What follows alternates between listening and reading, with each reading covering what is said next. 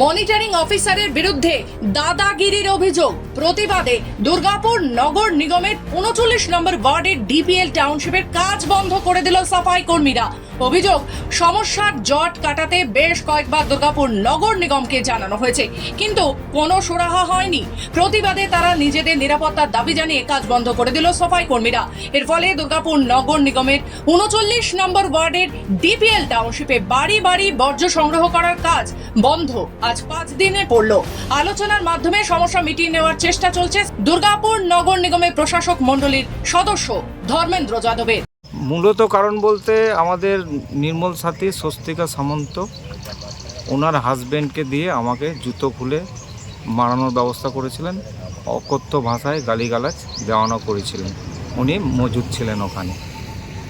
এর বিরুদ্ধে আমাদের যারা সাফাই কর্মচারী আছে তারা একটা অলরেডি নিরাপত্তাহীনতায় ভুগছিল, সেই হিসাবে ওনারা যেখানে জানানোর হেড অফিসে জানানো হয়েছিল তার কোনো রিপ্লাই ছিল না বলে আজকে ওনারা স্ট্রাইক ডেকেছেন সাফাই কর্মচারী। কতদিন ধরে স্ট্রাইক চলছে? আজকে নিয়ে 5 দিনে পড়লো। 5 দিন ধরে পরিষেবাটা বন্ধ রেখেছি যে স্বস্তিকা সামন্ত আমাদেরকে বসিয়ে দেবে। ওনার এই পাওয়ারটা কোথা থেকে আসছে বা উনি কার সঙ্গে যোগাযোগ রেখে আমাদেরকে বলেছে এই 5 দিন মানে আমাদেরকে এই লেবারগুলোকে বসিয়ে দেবে। আমরা তার জন্যই স্ট্রাইক ডাকা হয়েছে। কতজন? আমরা 35 জন আছি। 35 জন আছি আমরা। মূলত কারণটা কি? মূলত কারণ হচ্ছে বলছি এক লক্ষ্মীদা বলে একজন আছে, তাকে অপমান করা হয়েছিল, তাকে জুতো দিয়ে মারবে বলেছিল, রং ল্যাঙ্গুয়েজ।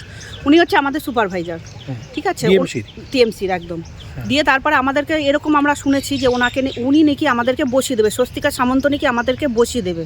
যে ওনার এত বড় ক্ষমতা কোথার থেকে আসে যে উনি আমাদেরকে বসিয়ে দেবে, সেটার জন্যই আমরা স্ট্রাইক ডেকেছি। এটা ভুল, পুরোটাই ভুল, এটা পুরোটাই ভুল। তাহলে কেন এই অভিযোগগুলো করছিল, মানে কিসের জন্য?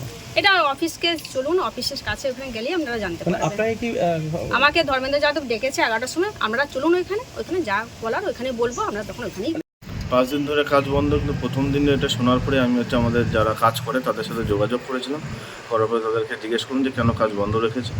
তারা জানালো যে তাদের কোনো সুপারভাইজারকে অপমানজনক কথা বলেছে এবং মারতে গেছে কোনো এক ওয়ার্কারের হাজব্যান্ড, এবং তারা সঙ্গে সঙ্গে সেটা আমাকে জানায়।